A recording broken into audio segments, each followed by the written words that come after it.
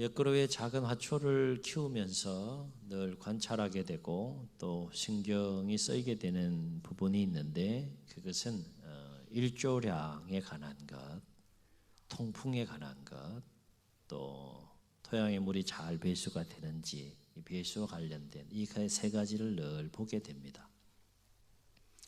이 세 가지가 맞지 않으면 화초의 생명은 오래가지 못하기 때문이다라고 하는 것이죠. 특별히 일조량도 좋고 또 통풍도 이렇게 잘 되는 조건이라 할지라도 각 화초마다 각 화초에 맞는 토양이 있어요. 그 토양이 맞지 않거나 혹은 그 토양의 점도가 너무 높아서 물을 이렇게 화초에 줬을 때 물이 잘 흡수되지 않아서 배수가 되지 않으면 곧 뿌리가 썩어서 죽는 경우를 종종 보게 됩니다. 다시 말해 화초가 건강하게 잘 자라려면 화초에 물을 줬을 때 땅이 그 흙이 물을 잘 흡수해서 배수가 잘 될 때 화초가 건강하게 잘 자란다라고 하는 것이죠. 그렇지 않으면 이내 뿌리가 썩어서 죽기 때문이다는 거예요. 마찬가지로 우리가 신앙생활을 건강하고 행복하게 하려 그러면 우리의 마음밭이 좋아야 된다라고 하는 것이죠. 오늘은 우리의 마음밭을 한 번 더 점검하는 그런 시간이 되었으면 좋겠습니다. 오늘 말씀은 예수님께서 공생의 초기에 세례 요한에게 있어서는 이제 자신에게 주어진 사명을 다 마무리하고 죽음을 앞두고 있는 상황 속에 있지만, 예수님은 공생의 초기에 무리들에게 세례 요한이 어떠한 자인지에 대해서 소개하시면서 하신 말씀의 한 내용이 되겠습니다.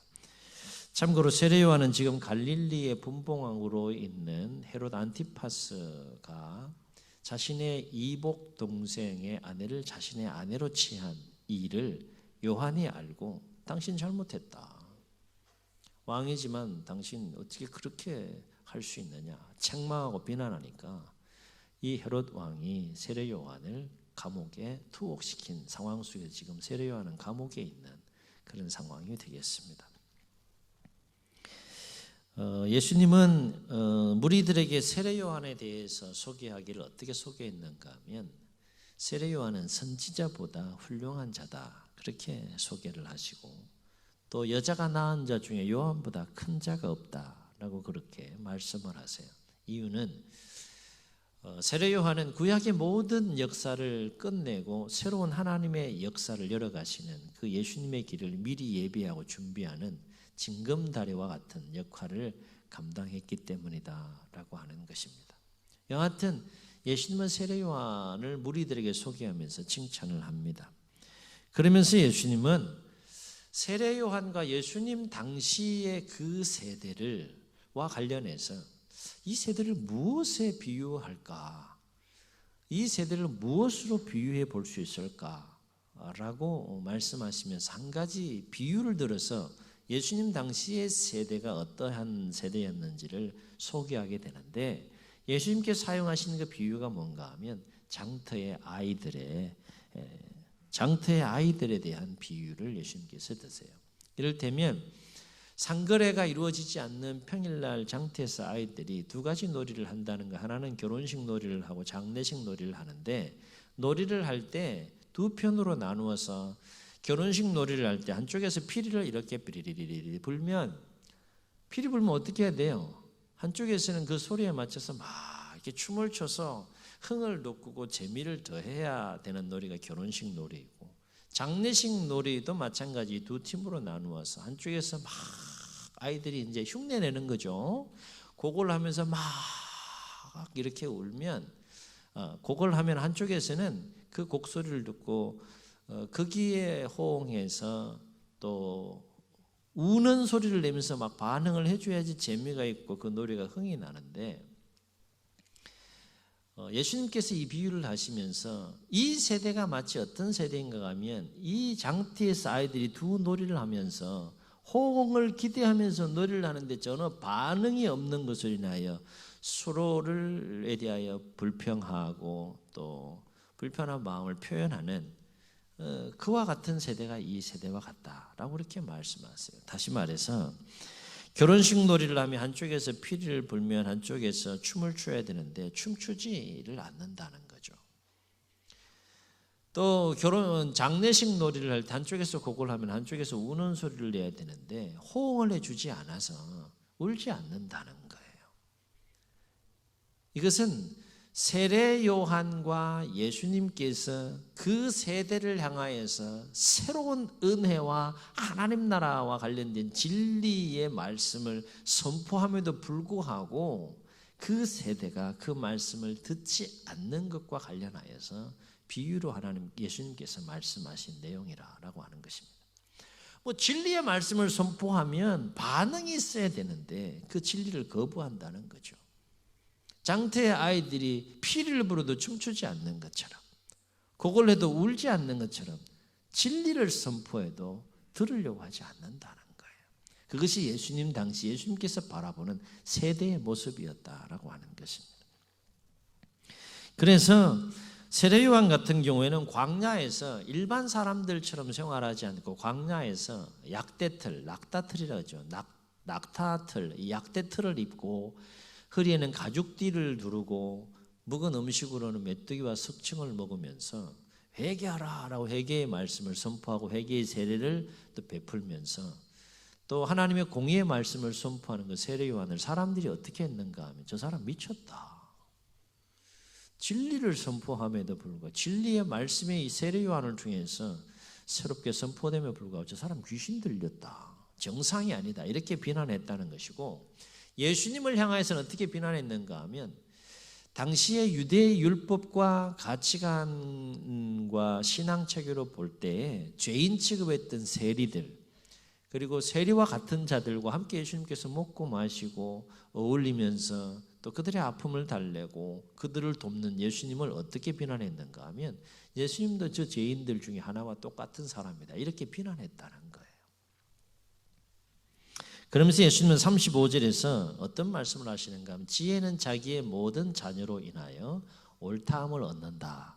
그렇게 말씀하시는데 여기서 지혜는 예수님을 가리킨다 할 수 있겠습니다.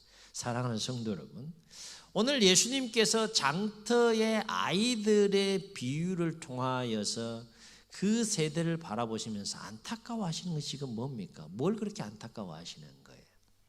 예수님께서 참으로 가슴 아파하시고 안타까워하시는 것은 뭔가 하면 진리의 말씀이 선포되어짐에도 불구하고 그 진리의 말씀을 들으려고 하지 않는다는 거예요. 진리의 말씀을 들어야지 그 영혼이 살고 그 인생과 삶이 사는데 진리의 말씀을 들으려고 하지 않는다는 거예요. 이것은 어둠이 빛을 거부하는 것과 똑같은 것이다 라고 하는 거죠. 어둠 속에 필요한 건 빛인 것이죠. 그래야지 넘어지지 않는 거 아닙니까? 그래서 시편의 시인은 얘기를 하죠. 주의 말씀은 내 발의 등이요 내 길의 빛이니이다. 어둠의 길을 걸어가는 가운데서 넘어지지 않기 위해서는 빛이 필요한데 빛과 같은 그 예수님을 통해 세례 요한을 통해서 지금 진리의 말씀이 선포되는데 그 빛과 같은 그 진리의 말씀을 사람들이 거부한다는 거예요. 그렇다면 왜 사람들이 진리의 말씀이 선포되어짐에도 불구하고 그 말씀을 들으려고 하지 않으려고 하는 것일까? 그렇습니다. 그 마음이 완악해서 그 마음 속에 말씀을 듣고자 하는 마음이 없다는 거예요. 여러분 한번 가만히 생각해 보세요. 사람이 하나님의 말씀을 들어야 사는데 그렇게 하나님께서 사람을 창조하셨는데 하나님의 형상대로 창조했다는 것은 여러 가지 의미가 있겠지만 하나님의 말씀을 들을 때 사람은 가장 행복하게 삶의 의미와 또 하나님이 창조하신 그 목적을 따라서 삶을 살아갈 수 있는데 그 사람의 마음 속에 하나님의 말씀을 듣고자 하는 마음이 1도 없어. 그 사람의 그 삶과 인생이 어떻게 되겠느냐 하는 거예요. 우리가 여기서 반드시 기억해야 할 것은 뭔가 하면 그것이 아무리 진리의 말씀이라고 할지라도 그 마음이 완악해서 그 진리의 말씀을 듣고자 하는 마음이 없다면 결코 그 말씀을 진리의 말씀을 깨달을 수 없고 그 진리의 말씀대로 살 수 없고 그 진리의 말씀으로 인한 은혜와 복을 결코 누릴 수 없다는 거예요. 분명한 사실은 뭔가 하면 하나님의 진리의 말씀을 듣고자 하는 마음을 가진 자는 반드시 세 가지 은혜를 누린다는 겁니다. 이 은혜를 여러분도 누리실 수 있기를 주의 이름으로 축원합니다. 다시 말씀드리면 진리의 말씀을 내가 꼭 들어야겠다, 이런 사모하는 마음이 있는 자에게는 하나님께서 반드시 세 가지 은혜를 부어주신다는 거예요. 어떤 은혜를 부어주십니까? 좀 전에 언급했던 것처럼 일단은 가장 먼저 그 말씀을 깨닫게 하시는 은혜를 누리게 된다는 거예요. 아멘. 여러분, 하나님의 말씀을 들을 때에 이 깨닫는 은혜가 얼마나 큽니까? 체험하고 경험할 수 있기를 주의 이름으로 축원합니다. 지금도 하나님의 말씀이 선포되어지는데 듣고자 하는 마음이 없으면 안 들리는 거예요. 말씀이 역사할 수가 없는 거죠. 하나님의 말씀을 선포하는데 듣고자 하는 마음이 없으면 들리지 않을 뿐만 아니라 들리지 않는데 어떻게 깨달을 수가 있겠어요? 여러분, 진리를 깨달아야지 사람이 본연의 그 하나님께서 허락해 주신 삶의 그 의미와 가치와 목적을 따라 삶을 살아가는데 그 진리를 깨닫지 못하는 거예요. 그럼 어떻게 된다는 겁니까? 성경은 이 부분에 대해서 계속 강조하기를 반드시 넘어진다. 어둠에 빛이 필요한데 빛이 없는데 반드시 넘어질 수밖에 없는 거 아니겠어요? 그렇죠? 깨닫는다는 것은 어둠의 빛과 등불을 소유한다는 것이라는 것이죠. 어떤 말씀이 선포되어지든지 간에 여러분 심령 가운데 듣고자 하는 마음이 있어서 그 말씀이 충만하게 깨달아지는 은혜가 있기를 주의 이름으로 축원합니다. 신앙생활하면서 여러 가지 큰 기쁨과 또 행복이 있는데 그 중에 가장 큰 기쁨과 은혜 중에 하나가 무엇인가 하면 진리를 깨닫는 그 은혜 아니겠어요? 흔히 우리가 말씀드릴 때 은혜 받았습니다 그러잖아요. 왜 은혜를 받는 거예요? 왜 감동이 오는 겁니까? 깨달아지는 거예요. 깨달아지는 거예요. 하나님의 어떤 말씀이 선포되든지 간에 깨달아지는 은혜가 있기를 주의 이름으로 축원합니다. 깨달아지는 은혜와 기쁨을 누리려면 듣고자 하는 마음이 있어야 되는 거예요. 마음이 닫혀 있는데 어떻게 하나님 말씀이 그 심령 속에 들어가 역사할 수 있겠어요? 두 번째, 듣고자 하는 마음을 가진 자에게 하나님께서 반드시 부어주신 은혜가 있어요. 첫 번째가 깨닫는 은혜라면 두 번째는 그 말씀대로 살게 하시는 은혜. 아멘. 말씀대로 사는 것이 결코 쉽진 않지만 듣고자 하는 마음을 가진 자에게는 그 말씀대로 살게 하시는 은혜를 누리게 한다는 거예요. 일부 때도 제가 예를 들었지만 예를 들어서 원수를 사랑해라. 말씀을 읽었어요. 그 말씀을 들었어요. 그 말씀이 무엇인지 깨달았어요. 그 말씀대로 사는 게 쉬워요? 어려워요? 어렵지만 듣고자 하는 마음을 가진 자에게는 하나님께서 깨닫는 은혜만 주시는 것이 아니라 그 말씀대로 살게 하시는 은혜를 부어주신다는 거예요. 여러분, 그게 얼마나 큰 은혜입니까? 결코 쉽게 살아낼 수 없는 그 원수를 사랑하는 삶을 내가 살게 되는 것, 그것이 얼마나 큰 은혜예요. 이 동네는 좀 아닌가 보다. 그 다음에 세 번째, 듣고자 하는 마음을 가진 자에게 부어주신 은혜는 뭔가 하면 그렇게 말씀하시는 이유가 뭡니까? 그 말씀이 그 사람을 통하여서 하나님의 뜻이 이루어지기를 원하는 것이 궁극적인 목적이요. 플러스 그렇게 말씀하신 이유는 뭡니까? 그렇게 말씀을 하시는 하나님의 말씀을 듣고 행하게 되면 그 말씀대로 사는 자에게 부어주시기를 원하시는 하나님의 그 은혜와 복을 누리기를 원하신다는 거예요. 말씀으로 인한 은혜와 복이 말씀을 듣고자 하는 자에게 반드시 임한다는 것입니다. 이 세 가지 은혜와 복이 날마다 더해가고 충만해질 수 있기를 주의 이름으로 축원합니다. 그런데 듣고자 하는 마음이 없는 자는 어떤 말씀을 해도 그 말씀이 들리지 않고요, 이 속에서 도대체 역사하지를 않는 거야. 아무리 진리의 말씀이 선포되고 그 나를 향한 말씀이 선포됨에도 불구하고 내 영혼을 살리고 내 인생을 살리고 그와 같은 하나님의 말씀이 선포된다 할지라도 듣질 않는 거예요. 듣질 않는 거예요. 그러면 말씀으로 인한 은혜가 일도 임하지 않는다는 거죠. 오히려 어떤 역사가 일어나는가 하면 말씀으로 인해서 실족하고 넘어지는 역사가 일어납니다. 오늘 본문에서 읽었던 것처럼 세례 요한을 통하여서 하나님의 말씀이 선포될 때 두 가지 반응이 일어났어요. 모든 백성과 세리들은 우리가 어찌할꼬 마음에 찔려서 회개하면서 하나님께서 세례 요한을 통하여 선포되어졌던 말씀대로 행하기를 원하는 대로 회개하면서 회개의 세례를 세례 요한에게 받음으로 말미암아 참으로 하나님 의롭다 이렇게 반응한 무리가 있는 반면에 오늘 말씀 보세요. 바리새인과 율법 교사들은 세례 요한에게 세례를 받지 아니했다라 그랬어요. 그러면서 성경은 뭐라고 이야기합니까? 그들을 위한 하나님의 뜻을 저버리니라 그랬어요. 똑같은 하나님의 엄청난 은혜의 말씀이 임함에도 불구하고 듣는 자와 듣지 않는 차이가 이토록 크다 하는 겁니다. 예수님은 이와 관련해서 아주 쉽게 씨 뿌리는 자의 그 유명한 비유를 통해서 우리에게 말씀해 주고 있잖아요. 너희들의 심령의 밭이 어떠냐? 들으라 들으라 들으라. 들으라로 시작해서 들으라로, 귀 있는 자는 들으라로 마무리되는 것이 씨 뿌리는 자의 유명한 비유 아닙니까? 그 얘기는 뭡니까? 듣고자 하는 자에겐 들린다는 거예요. 왜? 말씀하시니까.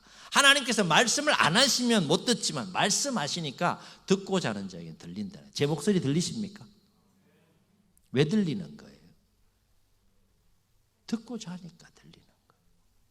만약 이 시간에 집에 뭐 가스불 켜놓은 거 이런 거 생각하고 아니면 또 뭐 다른 생각, 뭐 다른 계획들, 일정들 이렇게 생각하면 이 마이크를 통해서 엄청나게 크게 얘기를 해도 전혀 들리지가 않는다니까.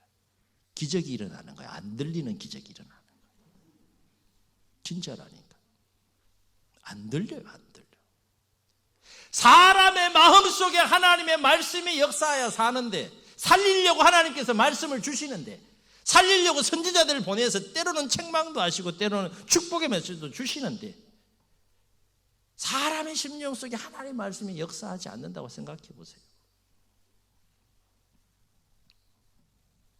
하나님 말씀을 잘 들으실 수 있기를 주의 이름으로 축원합니다. 그러려면 듣고자 하는 마음과 사모하는 마음이 있어야 된다는 거예요.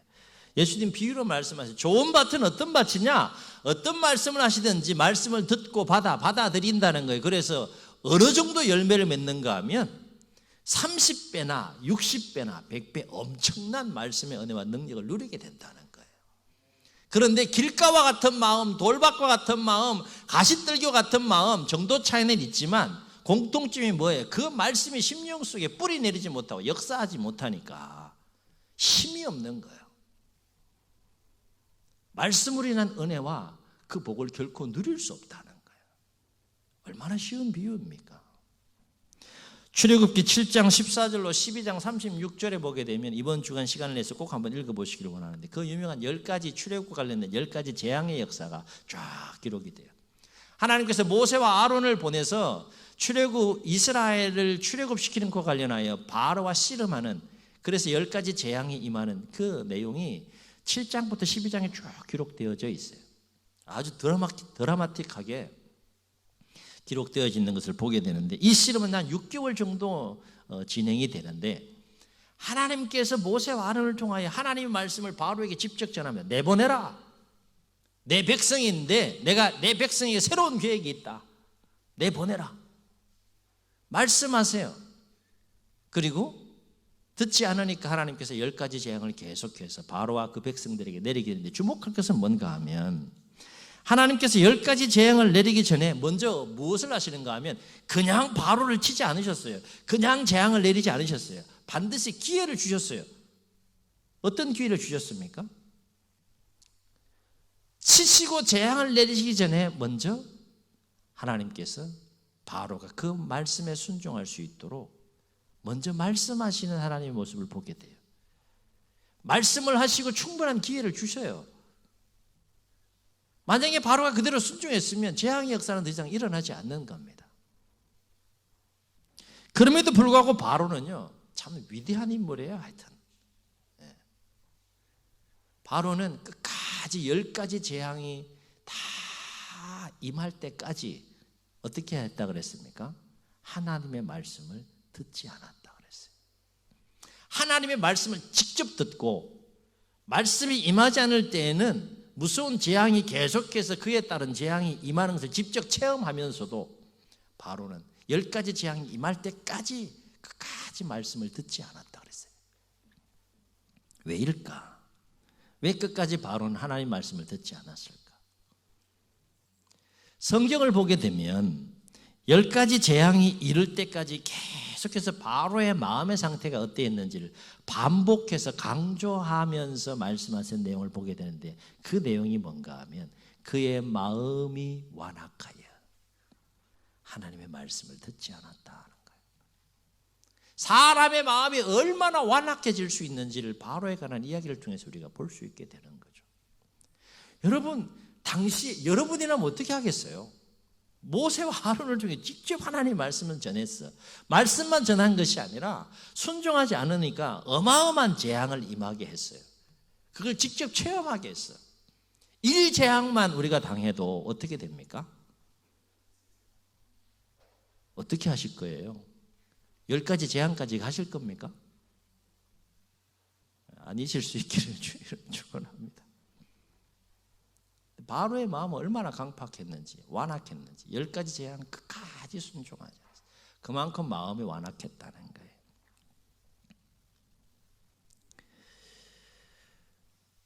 그래서 그 마음이 완악하여 하나님 말씀을 듣고자 하는 마음이 없었던 모습을 우리가 성경을 통해서 보게 되는데, 그 결과가 어떻게 됐습니까? 강팍해서 말씀 듣지 않을 수 있어요. 그래서 그 결과가 어떻게 된 겁니까? 행복했습니까? 잘 살았습니까? 성경은 그 바로의 모습과 그의 백성이 어떠했는지 우리에게 선명하게 이야기해 주고 있잖아요. 하나님의 심판이, 재앙으로 말미암아 하나님의 심판이 임해서 바로 자신도 불행했고 그의 백성들도 불행한 삶을 살아가는 모습을 성경을 통해서 보게 되는 거예요. 우리가 이러한 바로의 이야기를 통해서 그 마음이 완악하여 그 마음에 하나님의 말씀을 듣고자 하는 마음이 없는 자의 인생과 삶이 어떻게 되는지 미리 볼 수 있다는 거예요. 미리 경험할 수 있다는 거죠. 이게 바로의 이야기입니까? 바로만의 이야기느냐? 오늘 우리의 이야기일 수 있다는 겁니다. 분명한 사실은 하나님은 여러분 한 분 한 분을 정말 뜨겁게 사랑하시고 여러분의 인생이 정말 행복하고 하나님께서 계획하신 선하신 계획을 따라서 정말 행복한 삶을 살길 원하셔서 말씀을 주시는데, 나는 말씀과는 상관없이 그냥 복만 누리기를 원한다 그러면 어떻게 하나님의 그 은혜와 복을 누릴 수 있겠느냐 하는 거예요. 하나님 여러분 행복한 삶을 살기 원하십니다. 아멘. 그러려면 우리가 해야 될 일이 있다는 거예요. 그 해야 될 일이 뭐예요? 말씀이에요, 말씀. 제발 이렇게 살아라. 그러면 내가 너희들 이렇게 축복하겠다. 그렇게 말씀하시잖아요. 때로는 그 말씀이 정말 은혜로운, 듣기 좋은, 내가 얼마든지 소화해낼 수 있는 좋은 말씀으로 그렇게 말씀하시기도 하지만, 때로는 너 왜 그렇게 사느냐 책망하기도 하시는 말씀으로도 역사하시고, 어쨌든 책망이 됐든 축복의 말씀이 됐든 간에 하나님은 그렇게 말씀하신 이유가 뭐예요? 내가 행복하게 그 말씀 안에 살기를 원하시는 의지와 열정 가지고 그렇게 말씀하신다는 거예요. 그러면 내가 해야 될 일은 뭐예요? 듣고자 하는 마음을 가지고 듣고 그 말씀대로 순종하며 사는 거예요. 하나님의 말씀이 없이도 잘 살 것 같은 착각을 갖게 되는 시대 가운데 우리가 삶을 삽니다. 주일날 얼마나 피곤합니까? 두 다리 쫙 뻗고 이 시간에 드라마를 뭘 하는지 모르겠어요. 원하는 채널 얼마든지 내가 돌려가지고 그렇게 시간을 보낼 수 있잖아요. 그렇죠? 날씨도 춥고 코로나 상황 속에서. 근데 참 신기하게 이 시간만 되면 또 성전에 이렇게 여러분이 나와서 예배 드리시네. 말씀 없이, 예배 없이, 신앙생활 없이도 얼마든지 저 밖에서 행복하게 살 수 있을 것 같아요. 저 밖에 있는 사람들은 그렇게 생각하고 삶을 살아가요, 또 실제로. 그러나 성경은 우리에게 이야기해 줍니다. 악인의 형통함을 부러워하지 말라 그랬어요. 인생을 짧게 보지 말라는 거예요. 과정만 보지 말라는 거예요.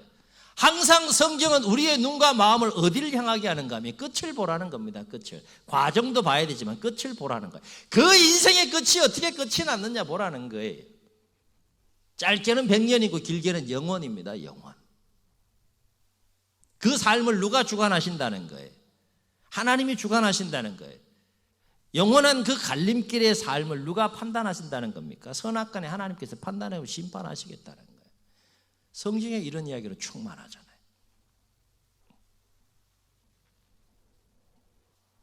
그 마음에 하나님의 말씀을 듣고자 하는 마음이 없어 그 마음에 하나님의 말씀이 역사하지 못하고 오직 인간적인 생각과 인간적인 욕망으로 충만한 자는 반드시 심령이 무너지게 되어 있고 삶이 무너지게 되어 있고 인생이 무너지게 되어 있다는 거예요. 통으로 볼 때 그렇다는 겁니다. 예수님은 이와 관련해서 또 다른 아주 쉬운 비유를 들으셨는데 두 가지 집에 대한 집 짓기에 관한 비유를 드셨잖아요. 하나는 말씀을 잘 듣고 행하는 자는 어떤 집에 비유했습니까? 반석 위에, 마태복음과 이 누가복음이 조금 표현이 다른데 반석 위에 혹은 누가복음은 주초 위에 땅을 깊이 파고 주초를 놓고 그 위에 반석을 놓고 집을 짓는 사람과 같아서 어떤 삶의 어려움을 만났을 때 말씀이 그 심령 가운데 충만하여 역사함으로 말미암아 그 말씀에 사로잡혀서 그 말씀으로 인하여 그 어려움들을 넉넉하게 이기고 든든히 세워가는 삶과 인생이 되지만 반대로 흙이나 반석이나 주초 없이 그냥 흙이나 모래 위에 집을 지은 사람은 잘 지은 듯 하나 결국 삶의 어려움을 만나거나 시련을 만났을 땐 그 집들이 완전히 무너지는 것과 같은 사람 같아서 그 삶과 인생이 무너질 수밖에 없다. 예수님께서 집짓기에 비유해서 말씀을 듣고 준행하는 삶이 얼마나 중요한지를 우리에게 가르쳐 주셨잖아요. 사랑하는 성도 여러분, 하나님의 백성들에게 원하는 마음이 뭘까요? 에스겔서 36장에 보게 되면 어떤 말씀이 나오는가 하면 하나님께서 포로 가운데 있는 바벨론 포로 가운데 있는 백성들을 다시 건지시고 때가 돼서 이제 구원하셔서 고국 땅으로 다시 돌아가게 하시겠다는 회복의 메시지를 에스겔을 통해서 하시게 되는데 그 에스겔을 통해서 회복의 말씀을 하시는 내용 중에 에스겔서 36장 24절로 27절에 보게 되면 이런 말씀이 나와요. 여러분 한번 잘 들어보세요. 내가 너희를 여러 나라 가운데에서 인도하여 낼 것이고 여러 민족 가운데에서 불러 모아서 고국 땅에 들어가서 맑은 물을 너희에게 뿌려서 너희로 정결하게 할 것인즉 곧 너희 모든 더러운 것에서와 모든 우상 숭배에서 너희를 정결하게 할 것이며 그 다음 또 잘 들어보세요. 또 새 영을 너희 속에 두고 새 마음을 너희에게 주되 너희 육신에서 굳은 마음, 완악한 마음, 강팍한 마음 그 굳은 마음을 제거해버리고 부드러운 마음을 줄 것이며 또 내 신을 너희 속에 두어 너희로 내 율례를 행하게 하리니 어떻게 하시겠다는 겁니까? 너희가 내 규례를 지켜 행할지라 그렇게 말씀하세요.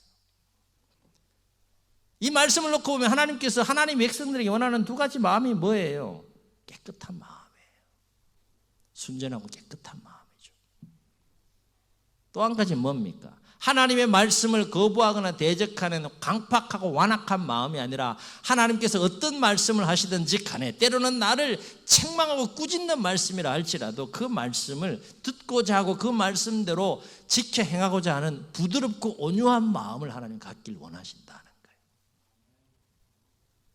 화초에 물을 줬을 때 그 화초의 토양이 물을 쫙 빨아들이듯이 빨아들임으로 그 양분을 충분히 뿌리에 공급하는 것과 마찬가지로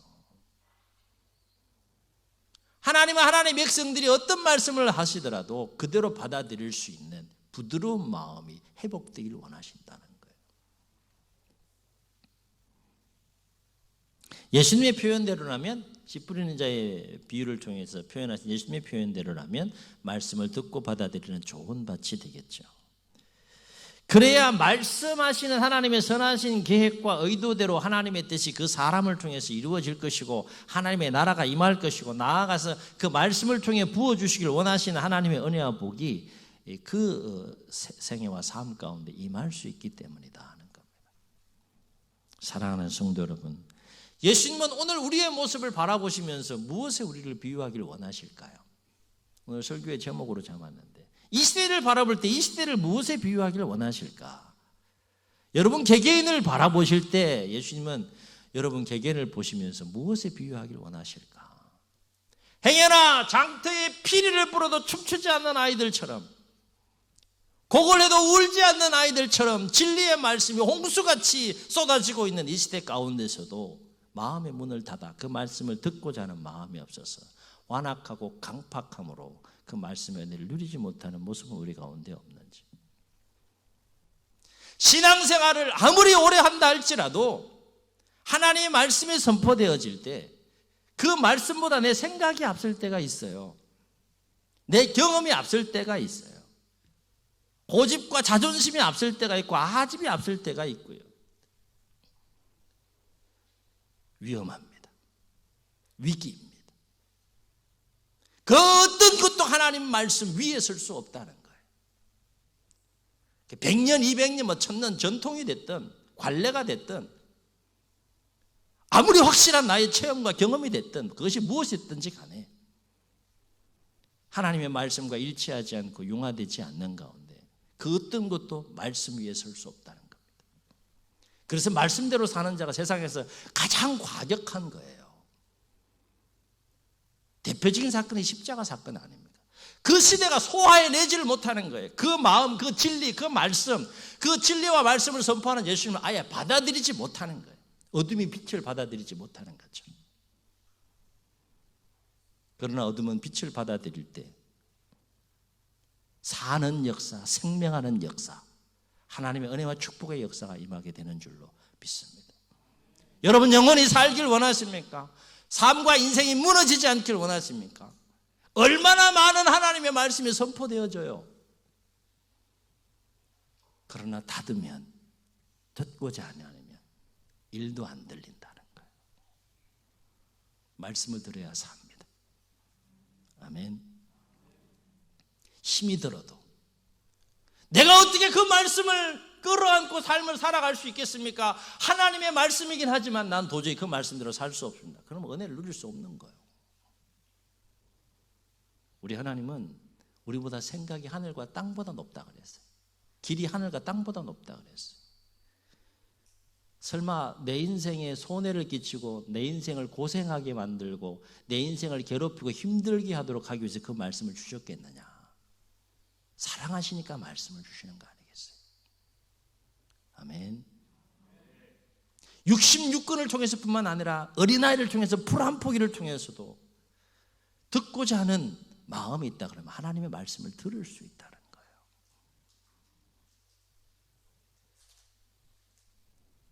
분명한 사실은 아무리 우리의 삶과 인생을 풍요롭게 하고 풍성하게 하고 복되게 하는 하나님의 말씀이 홍수처럼 쏟아진다 할지라도 듣고자 하는 마음이 없으면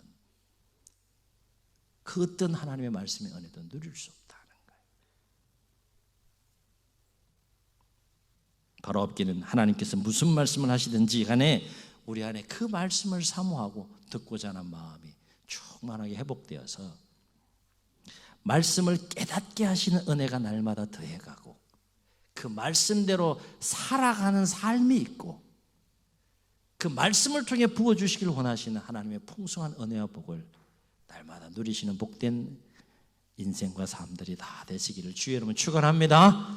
축원합니다. 우리 말씀을 기억하시면서 찬송하시고 한 번 기도하시겠습니다. 기도하는 마음으로 찬양합시다.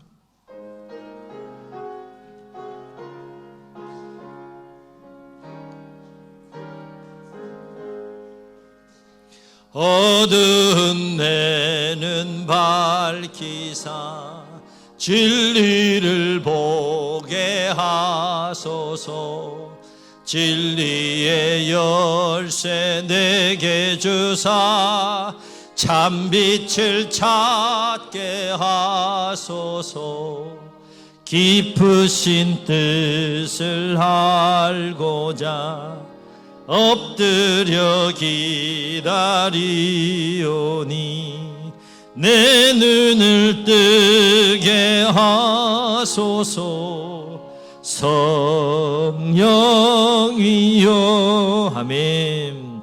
막혀진 내 귀 여시사 주님의 귀한 음성을 이 귀로 밝히 들을 때에 내 기쁨 한량어 아멘 아멘 깊으신 뜻을 알고자 엎드려 기다리오니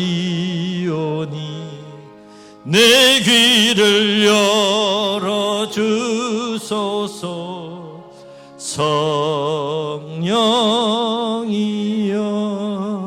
성령이여. 주님 눈을 감으시고 말씀을 기억하시면서 한번 통성으로 기도하시겠습니다. 여러분 그거 아십니까? 하나님은 오늘도 내가 들어야 될 말씀을 계속해서 말씀하고 계시다는 겁니다. 왜 말씀하시겠습니까? 은혜를 베푸시길 원하고 복된 인생과 삶을 살길 원하시는 하나님의 마음이 그 말씀 속에 담겨 있지 않겠습니까? 마른 땅이 하늘의 비가 필요하듯이 제발 우리의 심령과 인생이 살아나려면, 생명으로 충만하려면, 삶의 기쁨과 삶의 감사와 행복이 넘치는 삶을 살아가려면 하나님께서 하시는 말씀을 들어야 되는데 오늘 그 말씀을 듣지 못하는 완악한 마음은 우리 가운데 없는지, 내 생각이 앞서고 경험이 앞서고 고집이 앞서고 자존심이 앞서고 말씀을 듣지 못하게 하는 부분들은 없는지요. 우리 기도합시다. 하나님, 주의 말씀을 듣고자 하는 마음이 회복되게 하시고 들리게 하시고 깨닫는 은혜가 임하게 하시고 말씀대로 사는 은혜가 있고 그 말씀으로 인한 은혜와 복을 누리며 살아갈 수 있도록 주님 도와주옵소서. 이런 마음 가지고 결단하시면 주님 세 번 부르시고 통성으로 기도합니다. 주여